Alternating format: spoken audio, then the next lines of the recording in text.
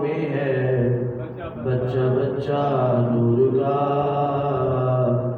تیری نسل پاک میں ہے بچہ بچہ نور کا، تو ہے نور تیرا سب گھرانہ نور کا، اور گنج بخش فیض عالم مظہر نور خدا، گنج بخش فیض عالم مظہر نور خدا، ناگ سارا پیر کامل کامل اللہ۔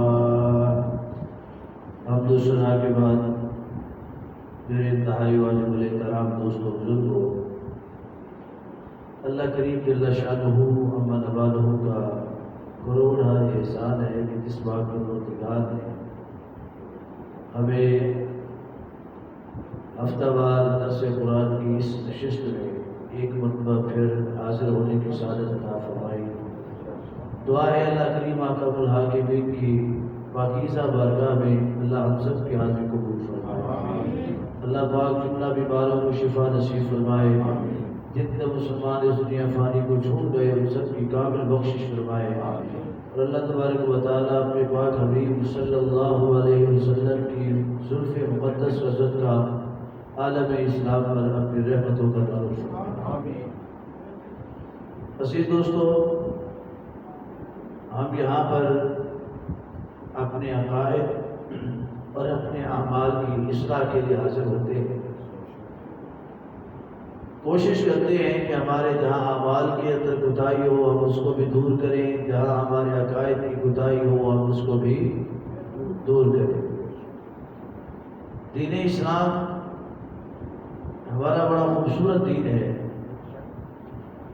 اور سیدھا سادہ دین ہے، اس میں کوئی بھول بھلیاں نہیں ہے، اس میں کوئی زگ زیگ والا معاملہ نہیں ہے، جو بھی معاملات ہیں وہ سارے کے سارے سیدھے ہیں، بلکہ یوں کہنا بجانا ہوگا کہ اسلام کا دین خالصتاً محبت پر منحصر ہے، اس میں محبت ہی محبت ہے، چاہت ہی چاہت ہے، جتنی محبت کی خوراک اس میں داخل کرتے جاؤ گے اللہ کی ان کی قربت کو حاصل کرتے جاؤ گے۔ بندہ کوشش کرتا ہے کہ اللہ اس سے راضی ہو جائے، یہی کوشش ہے کہ نہیں؟ نمازی نماز پڑھتا ہے تو اس کی کوشش کیا ہے کہ اللہ راضی ہو جائے، روزہ دار روزہ رکھتا ہے تو اس کی کوشش کیا ہے اللہ راضی، قرآن پڑھنے والا قرآن کا قاری تلاوت کرتا ہے تو اس کی کوشش ہوتی ہے کہ اللہ اس سے راضی ہو جائے، حج کرنے والا حاجی حج ادا کرتا ہے، عمرہ ادا کرنے والا حاجی عمرہ ادا کرتا ہے، یا جہاد کرنے والا غازی جب جہاد کر کے آتا ہے یا شہید ہوتا ہے، ان سب کی منشا و مراد کیا ہوتی ہے کہ اللہ اس سے راضی ہو جائے۔ تو کتنے وہ خوش بخت ہے کہ رب کہہ رہا ہو، رب خود کہہ رہا ہو بندے میں تو راضی ہوں اب تو بھی مجھ سے راضی ہو جا۔ حضرت سفیان ثوری رحمۃ اللہ علیہ بہت بڑے ولی کامل ہیں، بہت بڑے ولی کامل، آپ روزانہ راتوں کو اٹھ کے اللہ کی بارگاہ میں دعا کرتے یا اللہ تو مجھ سے راضی ہو جا، یا اللہ تو مجھ سے راضی ہو جا۔ اور سفیان ثوری وہ ہیں کہ جن کی نگاہ ولایت سے 1.25 لاکھ وقت کے کتب پیدا ہوئے، آپ ساری رات بیٹھتے دعا کرتے یا اللہ تو مجھ سے راضی ہو جا، یا اللہ تو مجھ سے راضی ہو جا۔ حضرت رابعہ بصری کے اندر، حضرت رابعہ بصری بہت بڑی ولیہ کاملہ ہے کہ جن کی دعاؤں سے لاکھوں نہیں کروڑوں اللہ کے ولی پیدا ہوئے ہیں۔ حضرت رابعہ بصری آپ دیکھا کرتی تھی ان کو کہ سفیان ثوری روزانہ راتوں کو اٹھ کے کہتا ہے یا اللہ تو مجھ سے راضی ہو جا، یا اللہ تو مجھ سے راضی ہو جا۔ ایک دن حضرت رابعہ بصری کہتے ہیں سفیان روزانہ رب سے تو کہتے ہو یا اللہ تو مجھ سے راضی ہو جا، کبھی رب کو بھی راضی کیا ہے؟ کبھی اپنے اعمال سے بھی راضی کرنے کی کوشش کی ہے کہ الفاظوں سے اس کو راضی کر رہے ہو؟ یا اللہ مجھ سے راضی ہو جا، کبھی کام کیے ایسے کہ رب تم سے راضی ہو جائے؟ تو حضرت رابعہ وسیع کی جب بات سنی تو سفیان ثوری تڑپ اٹھے، کہنے کہ آپ بتائیں کیسے کروں کہ رب مجھ سے پھر راضی ہو جائے؟ فرمایا سفیان ایسا عمل کر کے تجھے کہنے کی ضرورت نہ پڑے، ایسا عمل کر کے تجھے مانگنے کی ضرورت نہ پڑے، اوپر سے صدا آ رہی ہو بندے میں تم سے راضی ہو، تم مجھ سے راضی ہو جاؤ۔ حضرت رابعہ وسیع قلندر سے سفیان ثوری کہتے ہیں آپ ہی بتا دیں وہ راستہ کون سے؟ ہمیں وہ راستہ سخی حسین والا راستہ ہے۔ راستہ کون سا ہے؟ کہا کہ وہ راستہ امام زین العابدین والا راستہ ہے۔ کہا کہ وہ کیسے راستہ؟ فرمایا انہوں نے دعا نہیں کی کہ مالک راضی ہو جا، انہوں نے کام ہی ایسے کر ڈالے کہ رب نے کہا حسین میں تم سے راضی ہو گیا، حسین میں تم سے راضی ہو گیا ہو۔ قرآن نے کہا یا ایھا الذین آمنوا اتقوا اللہ، اے ایمان والو اللہ سے ڈرو، اے ایمان والو اللہ سے ڈرو، اللہ سے ڈرو، اللہ سے ڈرو۔ کس حال میں؟ خلوت میں ہو تب بھی ڈرو، جلوت میں ہو تب بھی ڈرو، دوستوں میں ہو تب بھی ڈرو، تنہائی میں ہو تب بھی ڈرو، ہر لمحے اللہ سے ڈرتے رہو۔ یہ کبھی خیال نہ کرو کہ یہ گناہ کر رہا ہوں تو رب کی نگاہوں سے پوشیدہ ہوں، یہ کبھی خیال نہ کرو کہ کمرے میں چھپ کے غلطی کر رہا ہوں، حجرے میں چھپ کے غلطی کر رہا ہوں، میرے رب کو کیا خبر؟ فَإِنَّ اللَّهَ عَلِيمٌ خَبِيرٌ، تیرا رب تو ساری خبریں رکھنے والا ہے، تیرا رب تو ساری خبریں رکھنے والا ہے۔ وَاتَّقُوا اللَّهَ، اللہ سے ڈرو۔ صحابہ نے پوچھا یا رسول اللہ صلی اللہ علیہ وسلم اللہ سے ڈرنا کیا ہے؟ اللہ سے خوف کرنا کیا ہے؟ تقوی کیا ہے؟ پرہیزگاری کیا ہے؟ تو میرے قریب نے فرمایا فعل الحسنات ترک السیئات، چنگے چنگے کام پکڑ لینا تے پیڑے پیڑے کام چھڑ دینا، اچھے کاموں کو اپنا لینا، برے کاموں کو چھوڑ دینا۔ ان اچھے کاموں میں سب سے بہترین کام یہ ہے اللہ اس کے رسول نے جن سے محبت کی ہے بندہ انہیں سے محبت کرتا رہے۔ اللہ کے محبوب نے جن سے پیار کیا ہے بندہ انہیں سے پیار کرتا رہے۔ اب ہمارے دین کے اندر میں نے پہلے بتایا کوئی بھول بھلائیوں والا کام نہیں ہے۔ میرے کریم آقا صلی اللہ علیہ وسلم نے نوازا ہے صحابہ کو، بڑے غور سے سنیے گا۔ آج بڑے بڑے لوگ بڑی بڑی باتیں کر رہے ہیں، جیسے جیسے وقت آگے جا رہا ہے، ٹیکنالوجی کا دور ہے، کمپیوٹر کا دور ہے، موبائل کا دور ہے، سوشل میڈیا کا دور ہے، جو مدرسے ایک دن نہیں گیا وہ بھی مفتی بنا بیٹھا ہے، جس کو دارا میں یدربو کی کرتار نہیں آتی وہ بھی اپنے آپ کو علامہ فہامہ کہتا ہے، اور فتوے لگائے جا رہے ہیں اعلی عترت رسول پر، فتوے لگا رہے ہیں جسم رسول پر، فتوے لگا رہے ہیں نسبت رسول پر، فتوے لگائے جا رہے ہیں خون رسول پر، فتوے لگائے جا رہے ہیں نور رسول پر۔ لیکن میں آپ کو ایک بات بتاتا چلوں، میرے کریم آقا صلی اللہ علیہ وسلم کی بارگاہ میں جو جو بھی آیا ہے میرے نبی نے اس کو اس کے اوقات کے مطابق عطا فرمایا، اس کو اس کے اوقات کے مطابق۔ ایک کالا بدو آیا، کون آیا؟ کالا بدو، کالا بدو آیا، کسی کا غلام ہے، حبشہ کا رہنے والا ہے، پانی کا مسکینہ اس نے مسلمانوں کو دیا ہے، حضرت علی پاک لے کے آئے ہیں، کالا بدو ہے، اور وہ کیا کہتا ہے اے اللہ کے رسول اگر یہ پانی میں اپنے مالک تک نہیں پہنچاتا تو مجھے قتل کر دے گا، میرا مالک بڑا سخت جان ہے، یہودی ہے، تو میرے قریب آقا صلی اللہ علیہ وسلم کو اگر میں اس سے زیادہ تمہیں عطا کر دوں، تیرے دل کی خواہش عطا کر دوں، تیرے دل کی مرضی عطا کر دوں، تیرے اندر کی خوشی تجھے عطا کر دوں، تو پھر عرض کرتے ہیں رسول اللہ کیسے وہ بدل سکتی ہے، کیسے وہ مل سکتی ہے؟ اب وہ آقا صلی اللہ علیہ وسلم فرماتے ہیں تو مانگ تو صحیح، اس نے کہا میں نے تو سن رکھا ہے لا تبدیل لکلمات اللہ، اللہ نے جو کلمے کہہ دیے ہیں ان کو بدل کوئی نہیں سکتا ہے، اللہ نے جو بنا دیا ہے اس کو تبدیل کوئی نہیں کر بھئی تو چاہتا کیا ہے؟ اس نے کہا کالی رنگت والا ہوں، لوگ مجھ سے نفرت کرتے ہیں، میں چاہتا گوری رنگت والا ہو جاؤں، میری رنگت اجالے دار ہو جائے، میری رنگت سفید والی ہو جائے۔ آقا فرماتے ہیں یہ کون سی بات ہے؟ میرے نبی آقا صلی اللہ علیہ وسلم نے ہاتھ میں دستے مبارک، کرم والے ہاتھ، محبت والے ہاتھ، وہ ہاتھ جن کو رب ہے ید اللہ فوق ایدیہم، محبوبہ یہ تیرے ہاتھ نہیں ہے، یہ تیرے رب کے ہاتھ ہے۔ میرے کریم آقا صلی اللہ علیہ وسلم نے اپنا دست کرم اس کالے حبشی کے چہرے پر پھیرا، کالے حبشی کے چہرے پر پھیرا۔ میرے نبی نے یوں پھیرا، اس کی دھائیت بدل گئی، اس کی رنگت بدل گئی۔ وہ چہرہ جو کالے رنگ کا رات کی مانند تھا وہ دن کے اجالے کی طرح روشن ہو گیا۔ اسی کو یہ کیسے ہو گیا ہے؟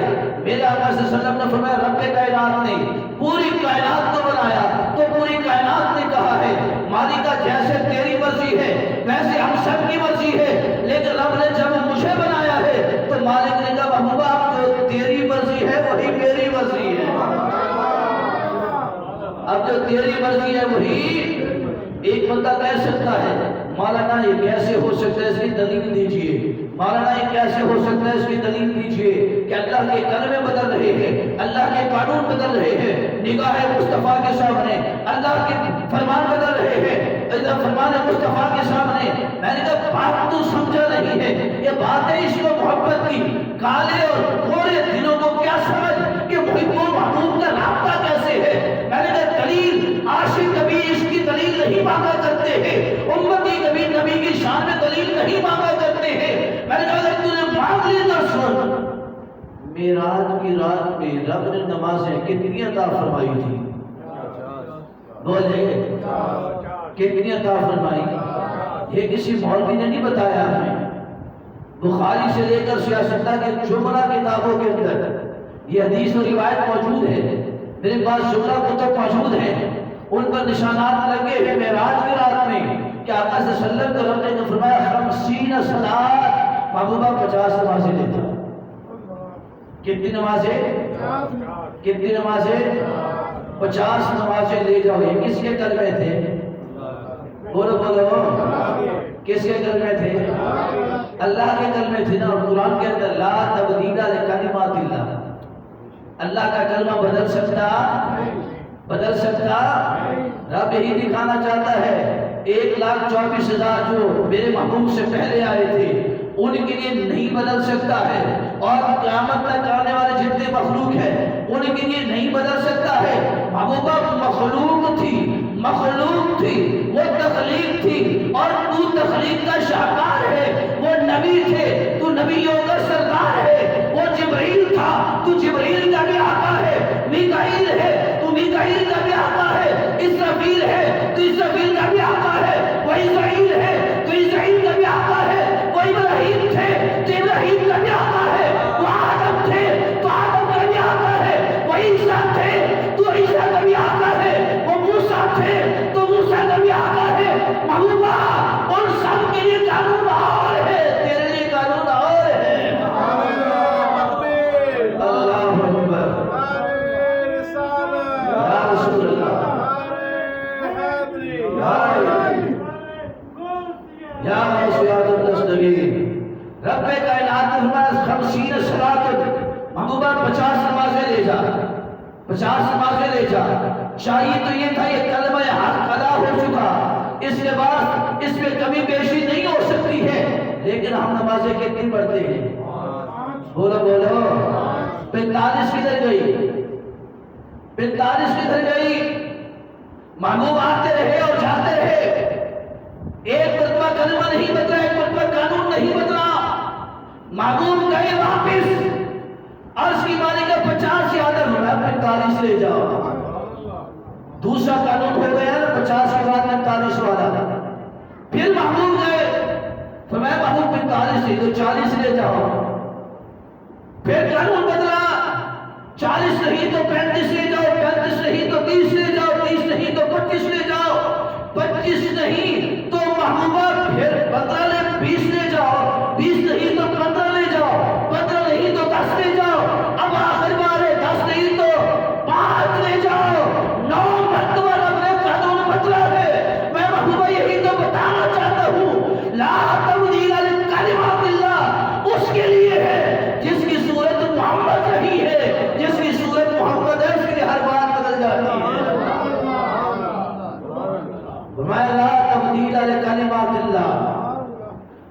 محبوب کی شان یہ ہے کہ میرے محبوب نے اس حبشی غلام کے چہرے پر ہاتھ پھیرا.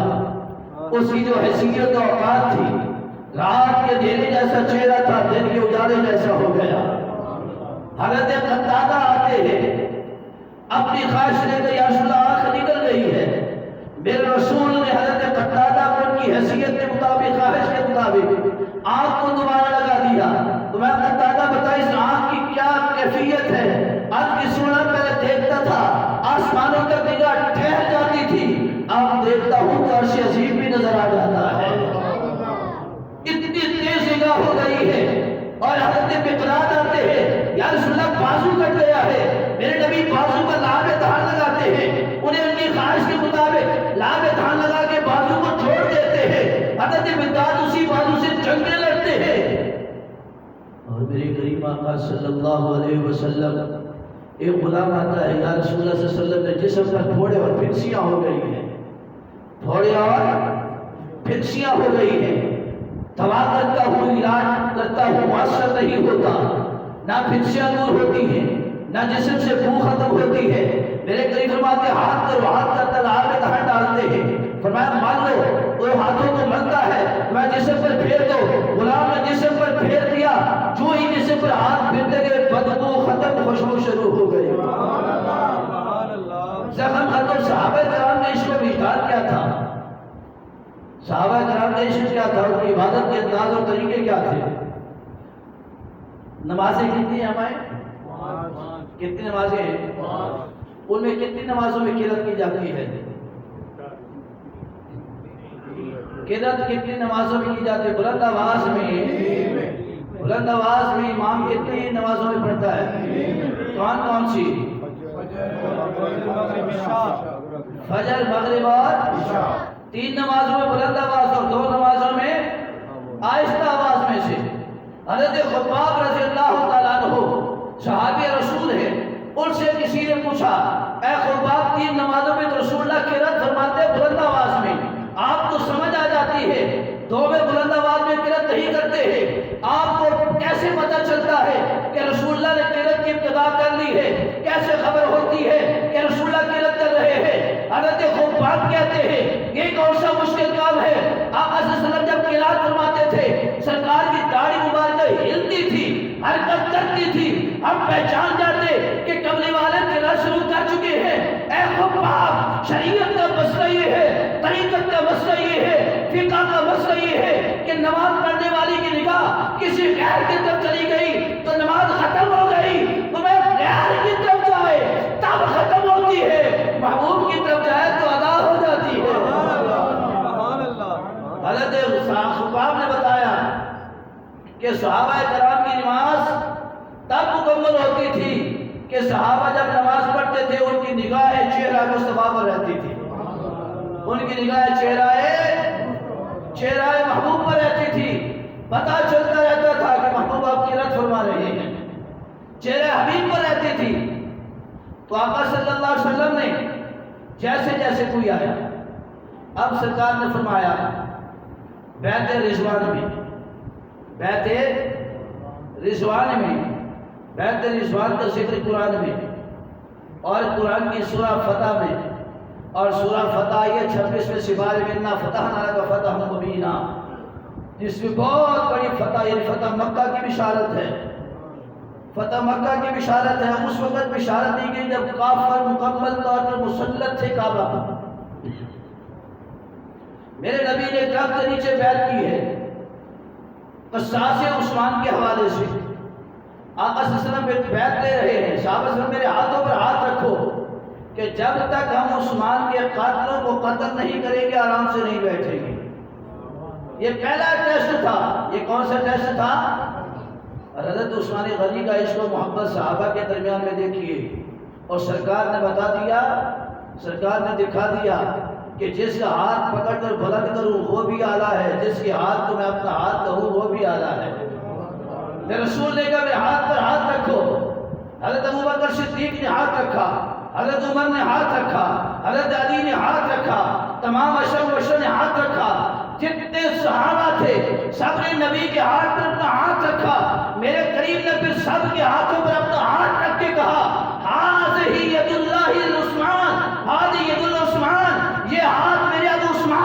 ہاتھ ہے، اپنے ہاتھ کو کہا یہ عثمان کا ہاتھ ہے۔ رب نے کہا جبریل کیا دیکھ رہے ہو؟ عرض کے رب جلیل تیرے محبوب نے اپنے ہاتھ کو عثمان کا ہاتھ کہا ہے، تو میں کیوں پیچھے رہوں؟ جا کے میرے محبوب سے کہہ دو ید اللہ فوق ایدیہم، محبوبہ جو آپ کا اوپر والا ہاتھ ہے یہ عثمان کا نہیں، یہ رب ذوالجلال کا ہاتھ ہے، یہ رب ذوالجلال کا ہاتھ ہے۔ محبوب نے اپنا ہاتھ حضرت عثمان کا ہاتھ کہا، حضرت عثمان کے ہاتھ کو رب نے اپنا ہاتھ کہا۔ مقام کیا ہوا؟ رب کے حبیب نے کہا عثمان تم سے تو اللہ کے فرشتے بھی حیا کرتے ہیں، تم سے تو اللہ کے فرشتے بھی حیا کرتے ہیں۔ آقا صلی اللہ علیہ وسلم کی بارگاہ میں کوئی بھی صحابی ملنے آتے، سرکار اپنے پوزیشن پر بیٹھے رہتے، لیکن جب حضرت عثمان غنی آتے سرکار اپنے کپڑوں کو سمیٹ لیتے، پوزیشن کو اور بہتر بنا لیتے۔ صحابہ عرض کرتے ہیں رسول اللہ صلی اللہ علیہ وسلم پہلے یہ معاملہ اب یہ معاملہ فرمایا میرا عثمان جو آیا ہے، میرا عثمان جو آیا ہے۔ اور پھر آگے دیکھیے میرے رسول نے غدیر خان کے موقع پر، غدیر خان کے موقع پر حضرت علی کے ہاتھ کو پکڑا ہے، بلند کیا ہے۔ میرے نبی فرماتے ہیں من کنت مولا فہذا علی بن مولا، جس کا میں مولا ہوں اس کا علی مولا ہے، جس کا میں مولا ہوں اس کا، جس کا میں مولا ہوں اس کا، اس کا علی مولا ہے۔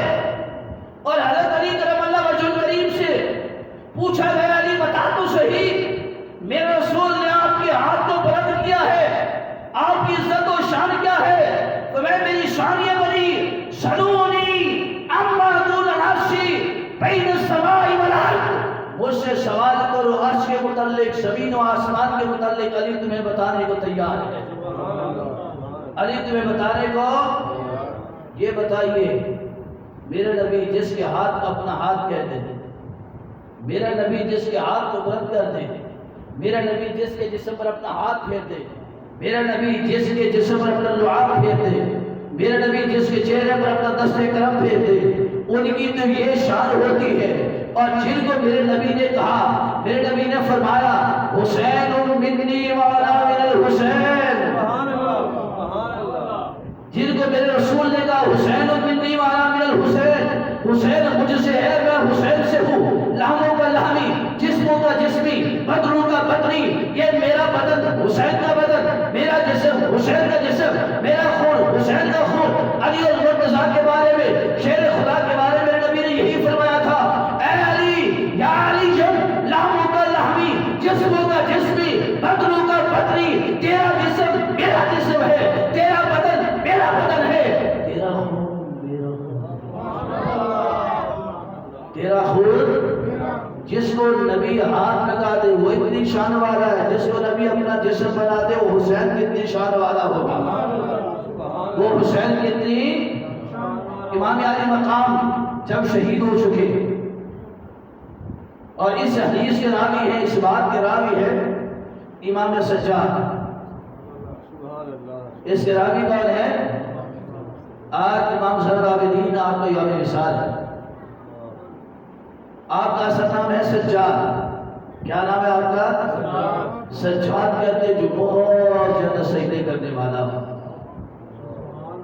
جو بہت زیادہ سجدے کرنے والا ہو۔ امام سجاد سے پوچھا کسی نے آپ اتنا لمبا کیوں کرتے ہیں؟ تو میں نے بابا حسین سے سیکھا ہے، میں نے بابا، اور بابا حسین نے کس سے سیکھا؟ اپنی اماں فاطمہ الزہرا سے سیکھا ہے، اور اماں فاطمہ الزہرا نے کس سے سیکھا ہے؟ اپنے بابا محمد مصطفیٰ سے سیکھا ہے۔ کہا کہ میری نانی میری دادی حضرت فاطمہ الزہرا سلام اللہ علیہا، ان کا سجدہ پوری رات پر محیط ہوتا تھا، اور میری دادی کے ابا جان میرے نانا مصطفیٰ کریم کا سجدہ اتنا طویل ہوتا تھا کہ سجدہ فرماتے جب تک رب امت کی بخشش کا وعدہ نہ کرتا میرے محبوب مصطفیٰ سجدے سے ساری نہ اٹھایا کرتے تھے۔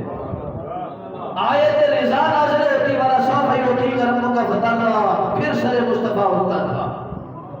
اور امام سجاد فرماتے ہیں کہ میرے بابا حسین نے نانا مصطفیٰ کو بھی دیکھا ہے، بابا علی المرتضیٰ کو بھی دیکھا ہے، اماں فاطمہ الزہرا کو بھی دیکھا ہے، سجدہ مصطفیٰ کا بھی دیکھا کہ حسین پشت پر سوار ہوتے ہیں، سجدہ مصطفیٰ 72 تسبیح پر طویل ہو جاتا ہے، لمبا ہو جاتا ہے۔ ماں فاطمہ الزہرا کے سجدوں کو بھی دیکھا ہے کہ لمبی لمبی سردیوں کی راتیں ختم ہو جاتی ہے مگر ایک سجدہ مکمل نہیں ہوتا ہے۔ بابا علی المرتضیٰ کے سجدوں کو بھی دیکھا ہے کہ جب وہ سجدے میں جاتے تھے دنیا کی خبر بھول جاتے تھے۔ حضرت حسین ان تینوں عبادت گزاروں کے سجدوں کو دیکھ چکے تھے اور کربلا میں ایسے سجدہ کیا، ایسے سجدہ کیا، زاہدوں، عابدوں، قطبوں، غوثوں، ولیوں اور تمام کے تمام اماموں، فقیہوں کے سجدے تو دنیا میں قیامت تک ختم ہو جائیں گے، مکمل ہو جائیں گے، قیامت قائم ہو جائے گی، قیامت کے بعد دنیا کو رب اٹھائے گا، پھر بھی سجدہ حسین ادا ہو رہا ہوگا۔ حسین کا ایسا سجدہ ہے کہ وہ سجدہ کبھی ختم ہے، وہ سجدہ کبھی ختم ہے۔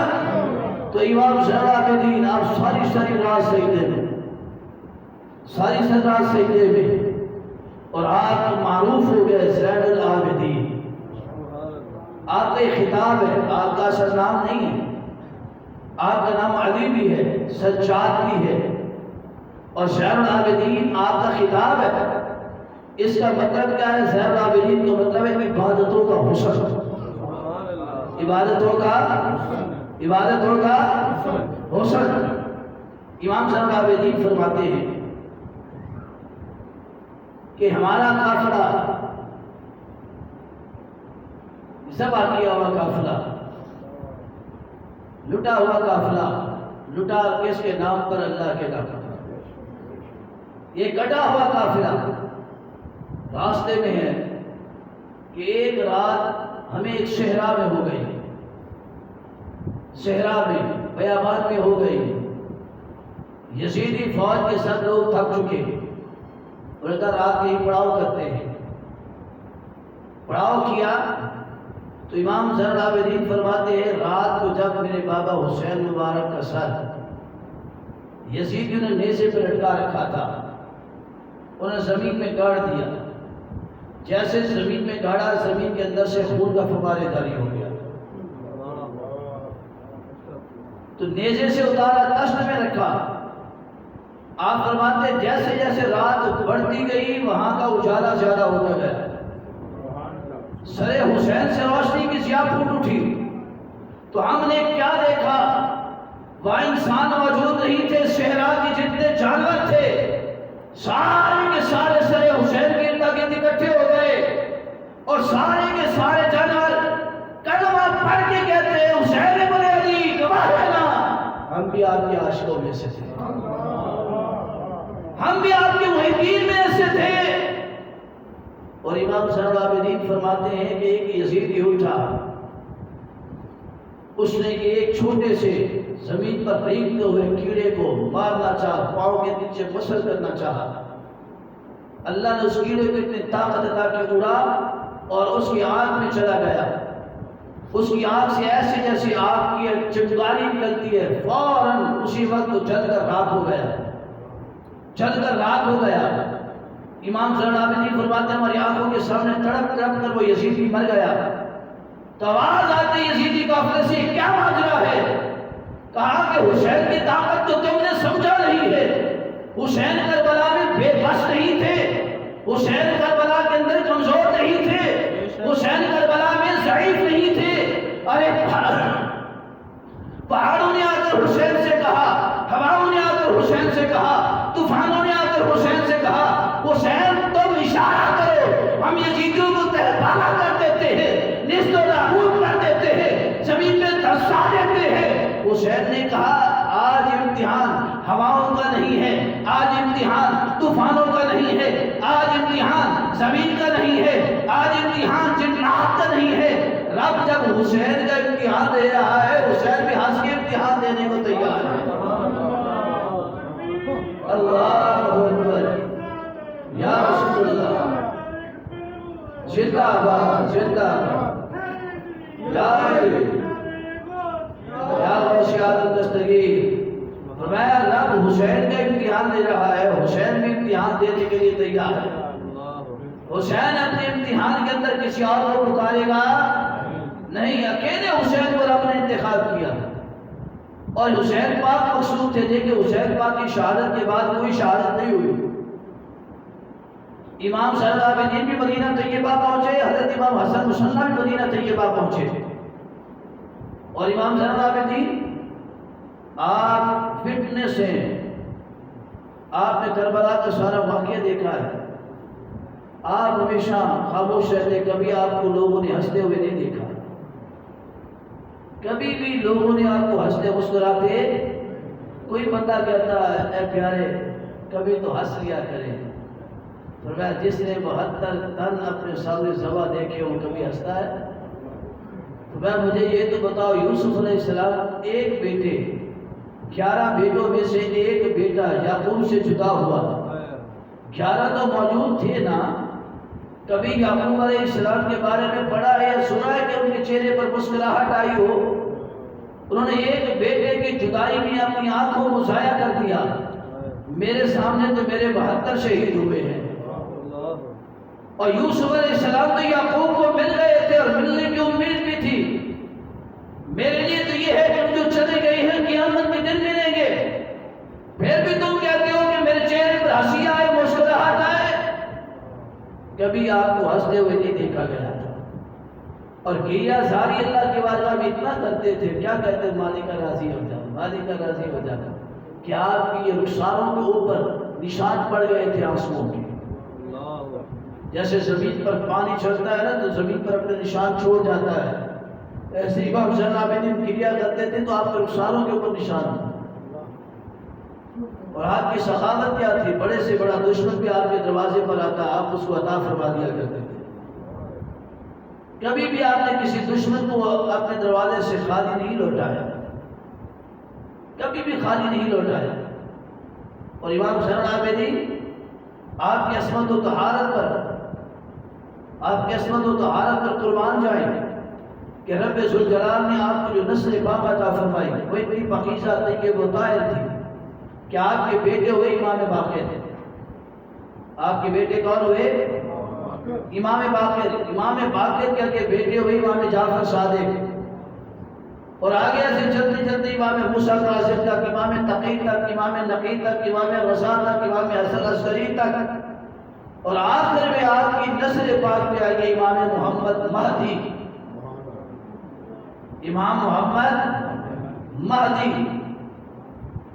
یہ آخر امام ہیں ائمہ اہل بیت میں.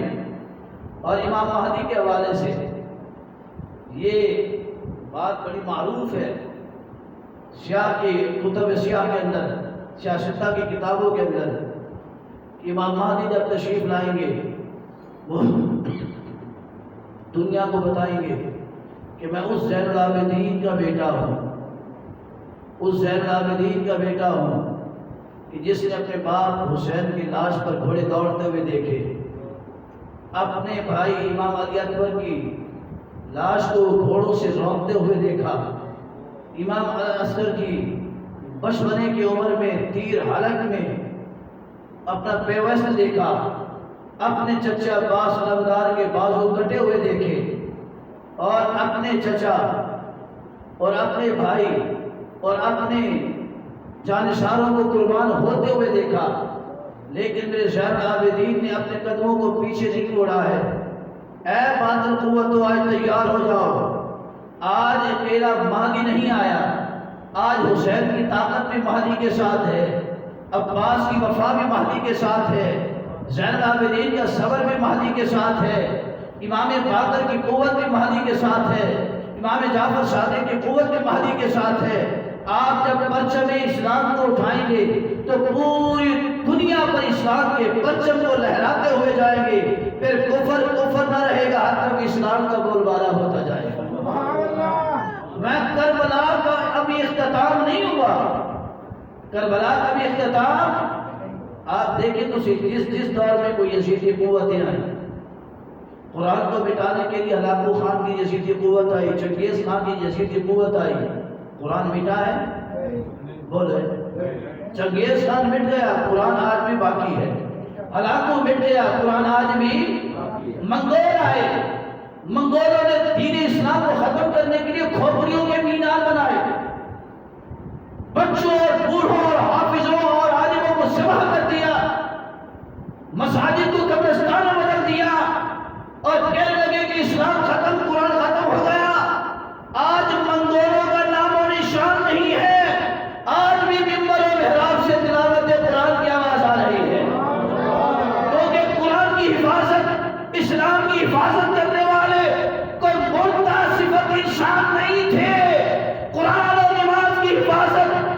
ذات نے کی ہے جس کو نبی نے اپنے کاندھے پہ اٹھا کے کہا ہے حسین منی انا من الحسین۔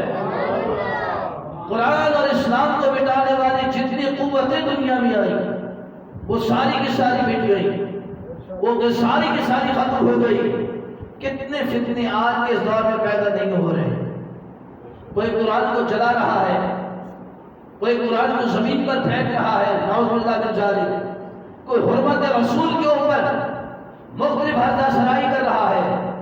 لیکن مجھے بتاؤ تو صحیح، کیا عزت رسول میں فرق آیا ہے؟ حرمت قرآن میں فرق آیا ہے؟ جیسے جیسے یزیدی قوتیں پیدا ہوئی ہیں ویسے ویسے حسینی عاشق بھی پیدا ہوتے گئے ہیں۔ ہر دور کے اندر رب نے حسینی دیوانے پیدا کیے ہیں، کبھی غوث اعظم کی صورت میں، کبھی خواجہ معین الدین کی صورت میں، کبھی دادری حجویری کی صورت میں، کبھی مجدد الفسانی کی صورت میں، کبھی بہاؤالدین زکریا ملتانی کی صورت میں، کبھی شیر ربانی کی صورت میں، کبھی بابا فرید کی صورت میں، کبھی غازی بن علم شہید کی صورت میں، کبھی ممتاز قادری کی صورت میں، کبھی خادم حسین رضوی کی صورت میں۔ رب کائنات نے ہر دور میں جہاں یزید پیدا ہوئے وہاں حسینی کردار والے بھی پیدا ہوئے ہیں۔ رب نے بتا دیا حسین تب بھی زندہ تھا، حسین آج بھی زندہ ہے، یزید تب بھی مردہ تھا، یزید آج بھی مردہ ہے، یزید آج بھی مردہ ہے۔ اور قیامت کے دن کیا ہوگا؟ سب یزیدی قوتیں دوزخ میں جا رہی ہوں گی، حسین اپنے دیوانوں کو پکڑ پکڑ کر جنت میں لے جا رہے ہوں گے۔ اور حسینی بننے کے لیے ہمیں دو کام کرنا بہت ضروری ہے۔ کتنے کام؟ ایسے تو ساری زندگی کے ہر کام کرنا ضروری ہے جو اچھی ہے، مگر دو کام کرنا بہت ضروری ہے۔ ایک نماز کی پابندی اور دوسرا تلاوت قرآن سے محبت۔ نماز کی پابندی اور تلاوت قرآن سے محبت، یہ دو کام ضروری ہیں، اور یہ دو ایسے کام ہیں جن کے کرنے والا کبھی کسی کا محتاج نہیں، جن کے کرنے والا کبھی کسی کا محتاج نہیں ہوتا ہے۔ تو دوستو قرآن پڑھا کیجیے، قرآن پڑھا کیجیے، قرآن کی تلاوت کیجیے، نماز کی پابندی کیجیے، پھر دیکھیں اللہ رب العزت آپ پر کتنا مہربان ہوتا ہے۔ امام زین العابدین جنت البقیع میں اپنی پیاری دادی جان حضرت فاطمہ الزہرا کے پہلو میں آرام فرمائے۔ یقین جانیے کہ جب بھی جنت البقیع میں جانا ہوتا ہے نصیب، انشاءاللہ 12 ستمبر کو ہماری فلائٹیں ہو چکی ہیں۔ 12 ستمبر کو مدینہ شریف کے لیے روانگی انشاءاللہ، کل ہماری ٹکٹیں ایشو ہو گئی اللہ کے فضل سے، اور 12 ربیع الاول مدینہ شریف میں ہو گئی۔ اور یہ میں نے کل شمار کی ڈیٹیں اس کی، تو پتہ چلا ہے کہ 12 ربیع الاول کا دن ہمیں مدینہ شریف میں ملا۔ آج میلاد النبی ہے، کیا سہانا نور ہے، آ گیا وہ نور والا جس کا سارا نور ہے۔ کیا مزے کا دن ہوگا کہ میلاد مصطفیٰ کا دن ہو سرکار کے قدموں میں۔ انشاءاللہ 12 ستمبر کو یہاں سے روانگی، 2 اکتوبر کے وہاں سے واپسی۔